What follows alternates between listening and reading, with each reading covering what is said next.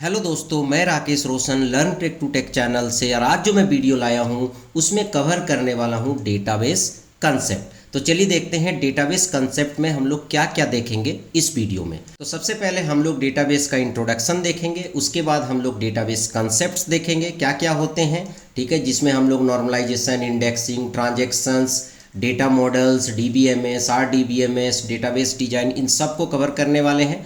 उसके बाद हम लोग देखेंगे कि डेटाबेस और फाइल सिस्टम में क्या डिफरेंस है, दोनों को हम कंपेयर करेंगे। उसके बाद हम लोग रिलेशनल डेटा मॉडल भी देखेंगे और उसके बाद इसको हम लोग कुछ एग्जाम्पल के थ्रू समझने भी वाले हैं। और उसके बाद हम लोग कीज देखेंगे। तो ये सारे टॉपिक्स मैं कवर करूंगा इस वीडियो में। तो चलिए इस वीडियो को स्टार्ट करने से पहले जस्ट मैं आपसे रिक्वेस्ट करता हूं कि अगर अभी तक आपने मेरे चैनल को सब्सक्राइब नहीं कर रखा है तो सब्सक्राइब कर लें और बगल में जो बेल है उसे जरूर क्लिक करें, जिससे मेरे जितने भी नए वीडियोज़ हैं उनके नोटिफिकेशन आपको मिलता रहे। तो चलिए स्टार्ट करते हैं। तो चलिए दोस्तों, सबसे पहले तो देखते हैं कि डेटाबेस होता क्या है। तो इसका इंट्रोडक्शन हम लोग देखते हैं। तो डेटाबेस क्या है? Database is a structured collection of data that is stored and organised in a way that enables efficient retrieval and management of that data. तो डेटाबेस क्या करता है कि आपके डेटा को एक स्ट्रक्चर्ड वे में रखता है, उसे स्टोर करता है, उसे ऑर्गेनाइज करता है, ताकि क्या है कि जब दोबारा आप डेटा एक्सेस करना चाहेंगे तो बहुत ही इफ़िशिएंट तरीके से आप डेटा को एक्सेस कर सकते हैं और अपने डेटा को मैनेज भी कर सकते हैं। In other word, it is a digital container that stores and organises data in a logical and meaningful वे। तो यहाँ पर इस तरीके से आप कह सकते हैं कि डेटाबेस एक डिजिटल कंटेनर है जो आपके डेटा को लॉजिकल और मीनिंगफुल तरीके से स्टोर करता है और ऑर्गेनाइज करता है। ठीक है, तो ये एक स्मॉल इंट्रोडक्शन है डेटाबेस का। अब हम लोग देखते हैं कि डेटाबेस कंसेप्ट्स कौन कौन से होते हैं। तो दोस्तों, यहाँ पर एक एक करके हम लोग सभी डेटाबेस कंसेप्ट्स को देखेंगे, क्योंकि इससे रिलेटेड काफ़ी मल्टीपल चॉइस क्वेश्चंस पूछे जाते हैं। तो सबसे पहले हम लोग देखते हैं कि डेटा मॉडल्स क्या होता है। A data model is a conceptual representation of data that describe the structure, relationship and constraint of the data। मतलब क्या है कि डेटा मॉडल एक तरीका है डेटा को रिप्रेजेंट करने का, जिसमें आप डेटा के स्ट्रक्चर को डिफाइन कर सकते हैं। दो डेटा है तो उसके बीच में आप रिलेशनशिप दिखला सकते हैं और अपने डेटा में आप कंस्ट्रेंट डाल सकते हैं। जैसे मार्क्स है, मार्क्स 100 मार्क्स से ऊपर नहीं होना चाहिए, तो ये क्या है? कंस्ट्रेंट्स है। ठीक है, तो इस तरह के कंस्ट्रेंट्स आप डाल सकते हैं। It helps to organise and simplify complex data and making it easier to manage and maintain. तो डेटा मॉडल आपको हेल्प करता है कि आप जो है कॉम्प्लेक्स से कॉम्प्लेक्स डेटा को बहुत ही अच्छे तरीके से ऑर्गेनाइज कर सकते हैं, जिससे कि आपको उस डेटा को एक्सेस करना इजी हो जाए, उसको मैनेज करना इजी हो जाए। ठीक है, उसके बाद नेक्स्ट है डीबीएमएस, डेटाबेस मैनेजमेंट सिस्टम। तो मैं यहाँ पर आपको बता दूँ कि इसको ध्यान से समझिएगा, क्योंकि कभी कभी ये सारे जो टॉपिक्स हैं वो एक से ही लगते हैं, जैसे डीबीएमएस, आरडीबीएमएस, ठीक है, एक से ही लगेंगे। पर जब आप इसके कंसेप्ट में जाएंगे तो आपको पता चलेगा कि नहीं, थोड़ा थोड़ा डिफरेंस है सभी में।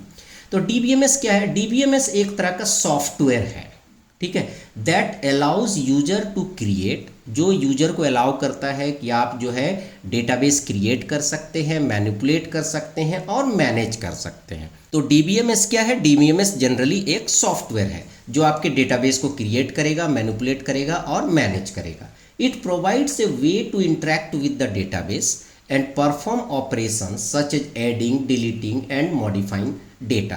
तो ये आपको कुछ फैसिलिटी प्रोवाइड करता है जिससे कि आप जो है अपने डेटा को ऐड कर सके, डिलीट कर सके, मॉडिफाई कर सकें। ठीक है, तो इसको हम लोग यहाँ पर डीबीएमएस बोलते हैं। तो अगर डीबीएमएस की बात करें तो मार्केट में जैसे ओरेकल है, माईएसक्यूएल है, तो ये सब क्या है? डेटाबेस मैनेजमेंट सिस्टम है। उसके बाद आते हैं आरडीबीएमएस। तो आरडीबीएमएस थोड़ा सा डिफरेंट है डीबीएमएस से। तो RDBMS is a specific type of DBMS. ये भी एक तरह का डीबीएमएस ही है, मतलब आरडीबीएमएस जो है वो पार्ट ऑफ डीबीएमएस है। That store and organises data in table with rows and columns, जो आपके डेटा को स्टोर और ऑर्गेनाइज करता है रोज और कॉलम के फॉर्म में। तो आपको पता है किसी भी चीज़ को अगर हम रोज और कॉलम के फॉर्म में लिखते हैं तो उसको हम लोग क्या बोलते हैं? टेबल बोलते हैं। It uses a standard query language such as SQL. तो ये क्या करता है, एक स्टैंडर्ड क्वेरी लैंग्वेज यूज करता है जिसको हम एसक्यूएल बोलते हैं, जिसका फुल फॉर्म क्या है, स्ट्रक्चर्ड क्वेरी लैंग्वेज। तो ये एक स्टैंडर्ड लैंग्वेज है जो कि लगभग सारे डीबीएमएस इसको यूज करते हैं। चाहे आप ओरेकल में जाओ, चाहे आप माईएसक्यूएल में जाओ, चाहे आप एसक्यूएल सर्वर में जाओ, तो आप देखेंगे कि जो क्वेरी लिखने का तरीका होता है वो लगभग सेम होता है। ठीक है, तो ये प्रोवाइड करता है RDBMS to retrieve and manipulate data, data को रिट्रीव करने के लिए और मैनिपुलेट करने के लिए। अब आते हैं डेटाबेस डिजाइन। डेटाबेस डिजाइन थोड़ा डिफरेंट है। जैसे कोई ऑर्गेनाइजेशन है, आपको उस ऑर्गेनाइजेशन का डेटाबेस डिजाइन करना है, मतलब आपको बताना है कि डेटाबेस कौन कौन से होंगे, उसके अंदर कौन कौन से टेबल्स होंगे, टेबल्स के अंदर कौन कौन से एट्रीब्यूट्स होंगे। ये सारा काम जब आपको करना होगा तो उसे बोला जाता है डेटाबेस डिजाइनिंग। तो database design is a process of creating a database schema that define the structure and organisation of the data. तो डेटाबेस स्कीमा क्रिएट करने का मतलब क्या है कि कौन कौन से डेटाबेस होंगे, किसी भी ऑर्गेनाइजेशन में कौन कौन से डेटाबेस होंगे, उस डेटाबेस के अंदर कौन कौन से टेबल होंगे और उसका स्ट्रक्चर क्या होगा। It involves identifying the entities, जैसे उस ऑर्गेनाइजेशन में कौन कौन से टेबल होंगे, जैसे एम्प्लॉय टेबल होगा, अकाउंट्स टेबल होगा, ऑर्डर टेबल होगा, कस्टमर टेबल होगा, ऐसे बहुत सारे टेबल्स हो सकते हैं। एट्रीब्यूट्स, उन टेबल्स में क्या क्या एट्रीब्यूट्स होंगे, जैसे कस्टमर टेबल है तो उसमें क्या क्या एट्रीब्यूट्स होंगे, जैसे कस्टमर आईडी, कस्टमर नेम, और भी बहुत सारी चीज़ हो सकते हैं। And relationship between data element, और जो आप डेटा ले रहे हैं, जो डेटा एलिमेंट्स ले रहे हैं, उनके बीच में क्या रिलेशनशिप होगा। And creating a logical model of the database, और डेटाबेस का लॉजिकल मॉडल तैयार करना, ये सारा काम जो है डेटाबेस डिजाइन के अंदर आता है। उसके बाद नेक्स्ट है नॉर्मलाइजेशन। तो नॉर्मलाइजेशन से काफ़ी क्वेश्चन पूछे जा सकते हैं। तो normalisation is the process of organising data in a database to reduce redundancy and improve data integrity. कई बार क्या होता है, हम टेबल्स बना लेते हैं, बाद में हमको पता चलता है कि इन टेबल्स में हम एक ही डेटा को बार बार स्टोर कर रहे हैं। हम इस टेबल में भी डेटा को स्टोर कर रहे हैं, उस टेबल में भी डेटा को स्टोर कर रहे हैं। ठीक है, तो इन चीज़ों को जब हम आइडेंटिफाई करते हैं और जब हम इन्हें रिड्यूस करते हैं तो उसे बोला जाता है नॉर्मलाइजेशन। तो normalisation is the process of organising data in a database to reduce redundancy. Reduce redundancy का मतलब क्या हो गया कि जो चीज़ बार बार आ रहा है उसको रिड्यूस करना। ठीक है, क्योंकि एक ही चीज़ को हम बार बार क्यों लिखेंगे।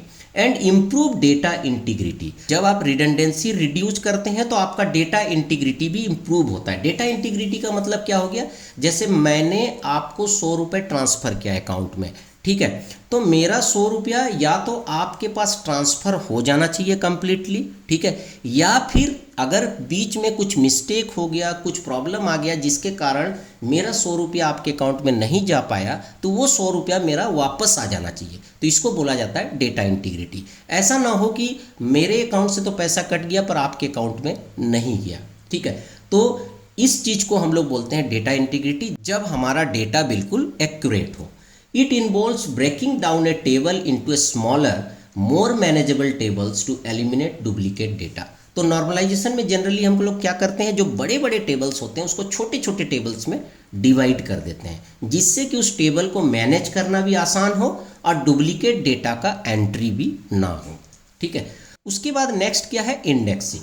तो indexing is a technique that use to improve database performance by creating a data structure that allows for faster retrieval of data. Generally हम लोग इंडेक्सिंग यूज करते हैं डेटाबेस के परफॉर्मेंस को इम्प्रूव करने के लिए, क्योंकि जब आप इंडेक्सिंग यूज करते हैं तो आपका जो डेटा रिट्रीवल है, डेटा को जो एक्सेस करने का स्पीड है वो बढ़ जाता है। जैसे आप देखेंगे आपके पास बुक है, ठीक है, अगर बुक में आपको कुछ ढूंढना है तो अगर आप इंडेक्स के थ्रू जाएंगे तो बहुत आसान तरीके से आप ढूंढ सकते हैं। ठीक है, तो इसी तरह यहाँ भी इंडेक्सिंग वर्क करता है उसी तरीके से। It involves creating an index on one or more column of a table to speed up queries that search for a specific values. तो यहाँ पर क्या है, आप एक या एक से ज़्यादा कॉलम को लेके इंडेक्सिंग बना सकते हैं, जिससे कि अगर आप कोई डेटा को एक्सेस करना चाहेंगे, आप कोई क्वेरी करना चाहेंगे, तो उस समय आपका जो क्वेरी है काफ़ी स्पीडली परफॉर्म करेगा।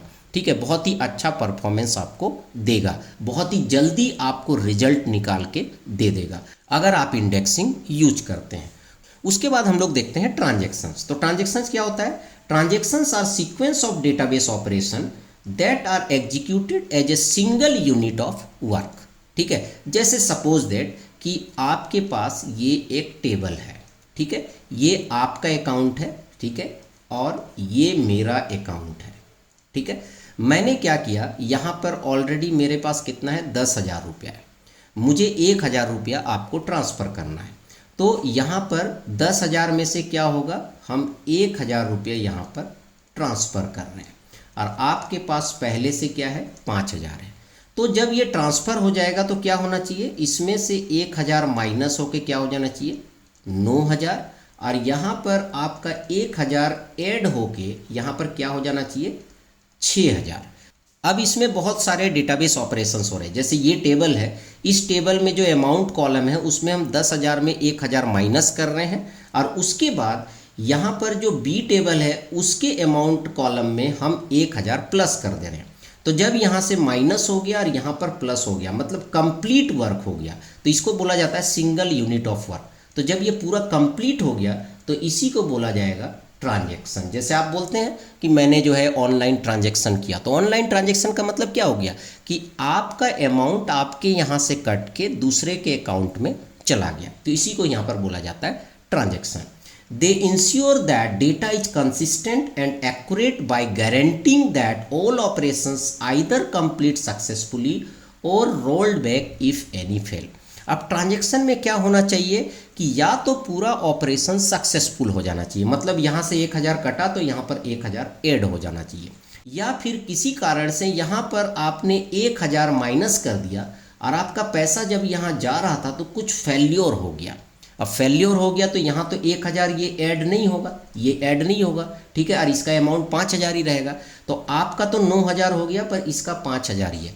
तो ये जब आइडेंटिफाई होगा तो ये जो 1,000 रुपया यहाँ पर कटा था, आपका माइनस हुआ था, ये फिर से यहाँ पर प्लस हो जाएगा। इसी तरह आपके एटीएम में होता है। आप कभी एटीएम में जाते हैं और किसी कारण से एटीएम से पैसा नहीं निकलता है पर आपके अकाउंट से डिडक्ट हो जाता है, तो आप देखिएगा कि कुछ घंटों के बाद या फिर 24 घंटे के बाद वो पैसा ऑटोमेटिकली आपके अकाउंट में आ जाता है।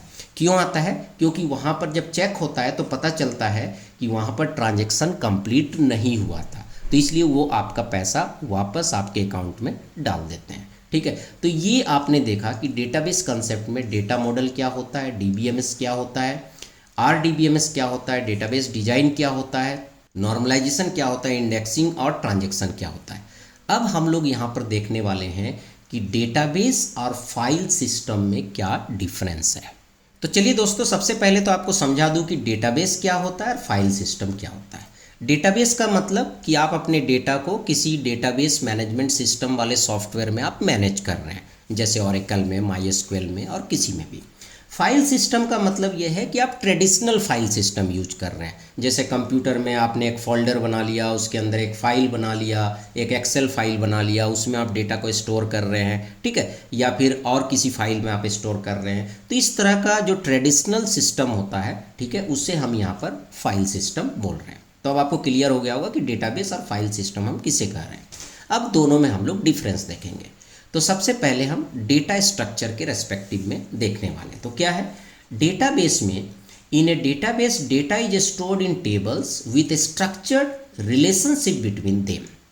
तो डेटाबेस में क्या होता है कि जो आपका डेटा है वो टेबल्स के फॉर्मेट में स्टोर होता है, और जो है अगर आपके पास एक से ज़्यादा टेबल्स हैं तो उनके बीच में रिलेशनशिप्स भी होते हैं। ठीक है, फाइल सिस्टम में क्या होता है, in a file system data is stored in files and folders with a hierarchical structure. For file system में क्या होता है, जैसे आपने एक फोल्डर बना दिया, उसके अंदर एक फाइल बना दिया, जैसे सपोज दैट कि मुझे BCA और MCA दोनों का डेटा रखना है, तो मैं BCA का एक फोल्डर बना दूंगा, एक MCA का फोल्डर बना दूंगा, फिर BCA के अंदर हम BCA फोल्डर के अंदर BCA के फाइल्स रख दूंगा। ठीक है, तो ये हमारे फाइल सिस्टम में होता है। एक्सेस, ठीक है, एक्सेस के रेस्पेक्ट में देखेंगे तो in a database data is accessed using a query language such as SQL। Database में क्या होता है कि हम SQL कमांड लिखते हैं जिससे हम डेटा को एक्सेस कर सके। जैसे अगर मुझे पूरा टेबल देखना है स्टूडेंट का तो मैं लिखूंगा सेलेक्ट स्टार फ्रॉम स्टूडेंट, तो मुझे पूरा टेबल जो है आ जाएगा। ठीक है, बट फाइल सिस्टम में क्या होता है, फाइल सिस्टम में हम क्या करते हैं, data can be accessed by navigating through folders and opening files. और फाइल सिस्टम में क्या होता है, हम फोल्डर में जाते हैं, डबल क्लिक करते हैं, फिर फाइल आ जाता है, फिर फाइल को हम ओपन करते हैं, फिर फाइल में हम मैनुअली देखते हैं। पर ऐसा हम DBMS में नहीं करते हैं। DBMS पर डायरेक्टली हमारे पास कमांड्स है, SQL कमांड्स हैं, ठीक है। उसके बाद आता है डेटा रिडंडेंसी। रिडंडेंसी का मतलब क्या है कि एक ही डेटा को बार बार लिखना। तो क्या डेटाबेस में होता है, तो in a database data redundancy is minimised through normalisation. Database में क्या होता है कि हम डेटा रिडंडेंसी को मिनिमाइज कर देते हैं, किसके थ्रू, नॉर्मलाइजेशन के through.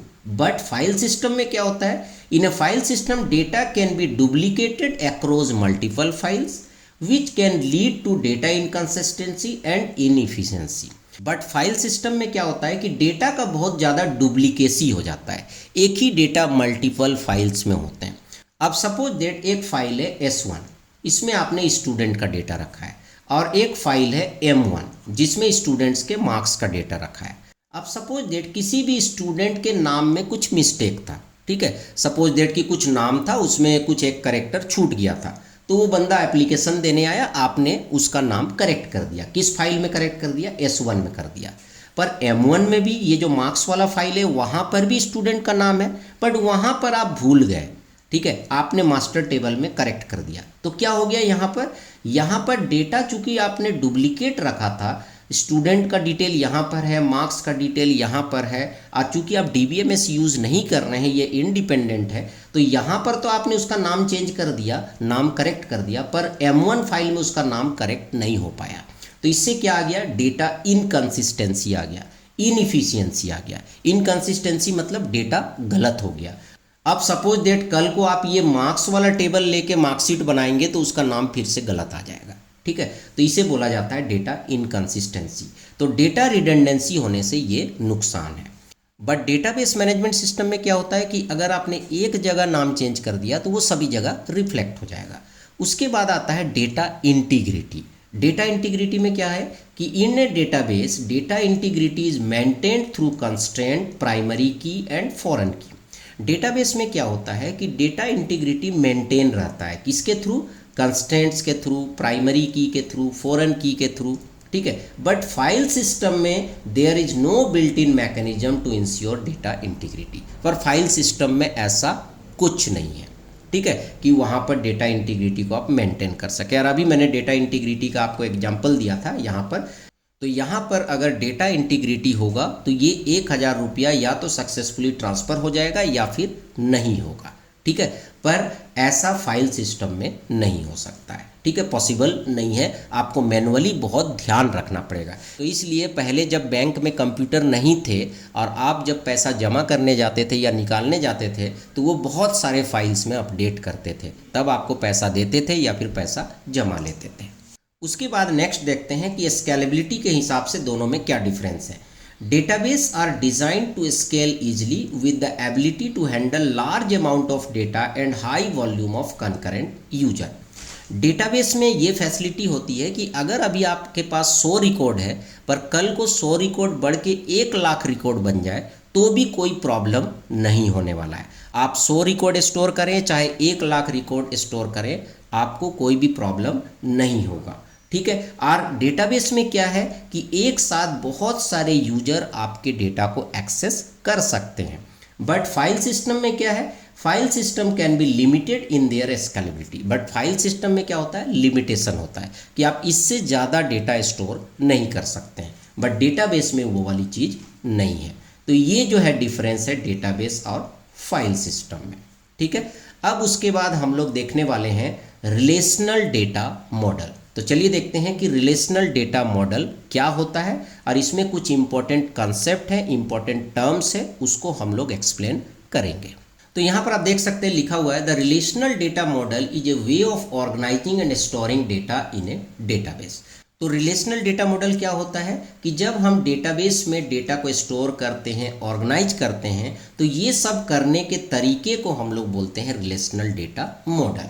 It consist of 3 main concept. इसमें जो है 3 मेन कंसेप्ट होते हैं, या फिर आप बोल सकते हैं 3 मेन टर्म्स होते हैं, जैसे डोमेन, टपल और रिलेशन। तो चलिए एक एक करके देखते हैं कि डोमेन क्या होता है, टपल क्या होता है और रिलेशन क्या होता है। तो सबसे पहले बात करते हैं डोमेन। तो domain is a set of possible values for a particular attribute और कॉलम इन ए टेबल।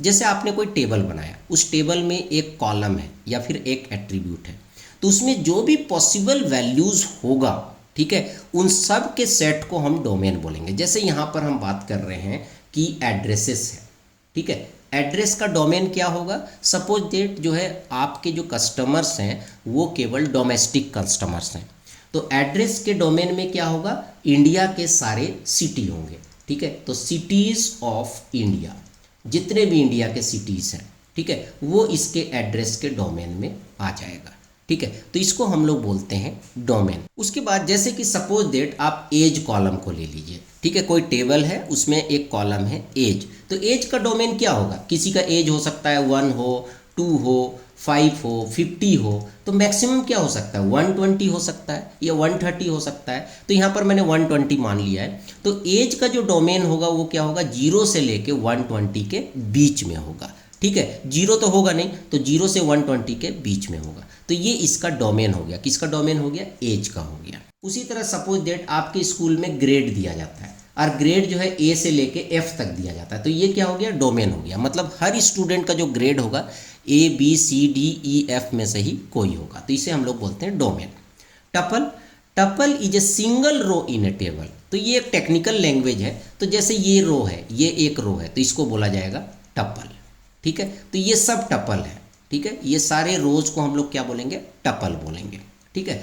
तो tuple is a single row in a table representing a specific instance or occurrence of a data being stored. तो ये क्या है? ये आपके attribute का एक स्पेसिफिक इंस्टांस है। जैसे यहाँ पर आप बोल सकते हैं कि एक इंस्टांस हो गया C001 XYZ और दिल्ली, ये आपका एक इंस्टांस हो गया, ये वाला, ठीक है। उसी तरह दूसरा इंस्टांस आपका ये हो गया, क्या? आपके टेबल का, ठीक है, तो इसको हम लोग बोलते हैं tuple. Each tuple contains a set of attributes with each attribute representing a specific piece of information about the entity being represented. मतलब यहाँ पर आप देखिएगा, ये कस्टमर आईडी है, ये कस्टमर नेम है और ये एड्रेस है। तो टपल में क्या होगा कि हर एट्रीब्यूट का एक वैल्यू होगा। तो आप देख सकते हैं यहाँ कस्टमर आईडी है, ये नेम है और ये एड्रेस है, तो इसे हम लोग बोलते हैं टपल। उसके बाद आता है रिलेशन। तो रिलेशन क्या है? यहाँ पर टेबल का टेक्निकल नाम रिलेशन होता है। तो ये जो आपका टेबल है, ये पूरा जो कंप्लीट टेबल है, इसी को बोला जाता है रिलेशन, ठीक है। तो relation is a table that consist of A set of tuples each with the same set of attributes. In other words, a relation is a mathematical concept that represent a set of tuples that all have the same attribute। तो यहाँ पर आप देखेंगे, इसको हम relation क्यों बोल रहे हैं? क्योंकि इसमें टपल्स है, ठीक है, उसके बाद इसमें एट्रीब्यूट्स है, ठीक है, और हर टपल्स में हर एट्रीब्यूट का वैल्यू है, तो इसीलिए हम यहाँ पर इसको क्या बोल रहे हैं? रिलेशन बोल रहे हैं। क्लियर है? तो relation is nothing but A table. तो चलिए उसके बाद हम लोग देखने वाले हैं कीज। तो सबसे पहले तो समझते हैं कि की होता क्या है। तो in a relational data model, keys are use to uniquely identify a specific tuple or rows in a table. तो की हम लोग जनरली उस एट्रीब्यूट को बोलते हैं जो यूनिकली आइडेंटिफाई कर सके हर एक टपल को और हर एक रो को। जैसे यहाँ पर एग्जाम्पल लें तो हम कस्टमर आईडी को क्या बोल सकते हैं? की, क्योंकि हर कस्टमर का कस्टमर आईडी जो है डिफरेंट है। मतलब हर एक कस्टमर को हम यूनिकली आइडेंटिफाई कर सकते हैं कस्टमर आईडी से। पर ये इतना आसान नहीं है। कीज़ जो है वो काफ़ी तरह के होते हैं, जैसे कैंडिडेट की, प्राइमरी की, अल्टरनेट की और फॉरेन की। तो चलिए अब हम लोग एक एक करके देखेंगे कि कैंडिडेट की क्या होता है, प्राइमरी की क्या होता है, अल्टरनेट की क्या होता है और फॉरेन की क्या होता है। तो सबसे पहले हम लोग देखने वाले हैं कैंडिडेट और प्राइमरी की, क्योंकि कैंडिडेट की में से ही प्राइमरी की निकल के आता है। तो सबसे पहले देखते हैं कि कैंडिडेट की क्या है। तो candidate key is a set of one or more attributes in a table that can uniquely identify a tuple. चूँकि कैंडिडेट की भी की है, ठीक है, तो कैंडिडेट की जो है वो set of one or more attributes होता है जो यूनिकली आइडेंटिफाई करे किसी भी टपल को या किसी भी रो को। ए टेबल में हैव मल्टीपल कैंडिडेट की, पर एक टेबल में एक से ज़्यादा कैंडिडेट की हो सकता है। जैसे इंडिया में क्या है, जितने भी लोग हैं उसको हम यूनिकली आइडेंटिफाई कर सकते हैं आधार कार्ड से भी, पैन कार्ड से भी, आपके बैंक के अकाउंट नंबर से भी, क्योंकि इंडिया में जितने भी लोग हैं सभी का बैंक अकाउंट नंबर डिफरेंट होगा।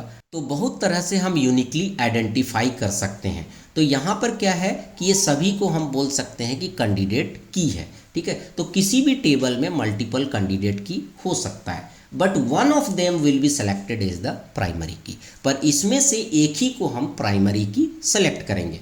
जैसे अगर इनकम टैक्स डिपार्टमेंट में जाएंगे तो वो पैन कार्ड को ज़्यादा प्रीफरेंस देंगे, बैंक में जाएंगे तो कोई पैन कार्ड को ज़्यादा प्रीफरेंस देगा, कोई आधार कार्ड को देगा, कोई वोटर कार्ड को देगा। ठीक है, तो ये डिपेंड करता है। तो जितने भी कैंडिडेट की है उसी में से एक को बोला जाएगा प्राइमरी की। पर प्राइमरी की का डेफिनेशन क्या है? Primary key is a candidate key that is selected to uniquely identify each table. तो प्रॉपर्टी तो वही है कि प्राइमरी की भी यूनिकली आइडेंटिफाई करेगा हर एक टपल को in a table, but it must be unique. Unique होना चाहिए, नल नहीं होना चाहिए। जिस एट्रीब्यूट को आपने प्राइमरी की बनाया है उसका वैल्यूज नल नहीं होना चाहिए। ठीक है, हमेशा उसका कुछ ना कुछ वैल्यू होना चाहिए। जैसे आपके क्लास में किसी भी स्टूडेंट का ऐसा नहीं होगा कि उसका रोल नंबर होगा ही नहीं। अगर स्टूडेंट है तो उसका रोल नंबर जरूर होगा। इसका मतलब जो रोल नंबर फील्ड है वो नॉट नल है। ठीक है, and should not change over time, और बाद में उसको चेंज नहीं कर सकते हैं। तो each table can have only one primary की। तो एक टेबल में कैंडिडेट की तो बहुत हो सकते हैं, बट प्राइमरी की केवल एक ही होगा। जैसे एक टेबल है जिसमें PQRST कॉलम है। ठीक है, PQRST 5 कॉलम है ना, 5 कॉलम है। उसके बाद यहाँ पर सुपर कीज दिए हुए हैं, मतलब ये जो सुपर कीज है ये यूनिकली आइडेंटिफाई कर सकता है आपके टेबल के रोज को, टेबल के टपल्स को। PQR भी यूनिकली आइडेंटिफाई कर सकता है सभी को, PQRST को। PQ भी यूनिकली आइडेंटिफाई कर सकता है और ST भी यूनिकली आइडेंटिफाई कर सकता है। मतलब अगर P और Q का कॉम्बिनेशन लेंगे तो वो हर एक टपल को यूनिकली आइडेंटिफाई करेगा। उसी तरह अगर S और T को कंबाइंडली लेंगे तो वो हर एक टपल को यूनिकली आइडेंटिफाई करेगा। तो यहाँ पर हमारे पास टेबल में कितने की हैं? 3 की हैं, PQR, PQ और ST। ठीक है, तो ये तो सारे सुपर कीज हो गए। ठीक है, पर इसमें कैंडिडेट की कौन सा होगा? ठीक है, कीज तो बहुत सारे हो सकते हैं, आपके टेबल में बहुत सारे कीज हो सकते हैं। आप जो है पूरा PQRST को कंबाइंड कर दिए तो भी ये एक की है, बट इसमें कैंडिडेट की कौन सा होगा? ठीक है, तो PQR is a super key. We can say that PQR can identify all other attributes of the table, that is PQRST। तो PQR भी जो है यूनिकली आइडेंटिफाई करेगा पूरे टेबल को, उसी तरह PQ भी यूनिकली आइडेंटिफाई करेगा और ST भी यूनिकली आइडेंटिफाई करेगा। ठीक है, बट यहाँ पर जो कैंडिडेट की होगा वो केवल PQ होगा और ST होगा। अब आप बोलेंगे सर PQR क्यों नहीं होगा? अब एक चीज बताओ कि जब ये PQR पूरे टेबल को यूनिकली आइडेंटिफाई कर रहा है और इसी में से PQ भी यूनिकली आइडेंटिफाई कर रहा है, तो मुझे PQR को लेने की क्यों जरूरत है? ठीक है, PQR को हम क्यों लेंगे जब PQ ही अकेले जो है पूरे टेबल को यूनिकली आइडेंटिफाई कर सकता है, मतलब टेबल के हर एक टपल को यूनिकली आइडेंटिफाई कर सकता है, तो हम PQR क्यों लेंगे? ठीक है, तो इसीलिए यहाँ पर PQR जो है वो कैंडिडेट की नहीं होगा, कैंडिडेट की होगा PQ और ST।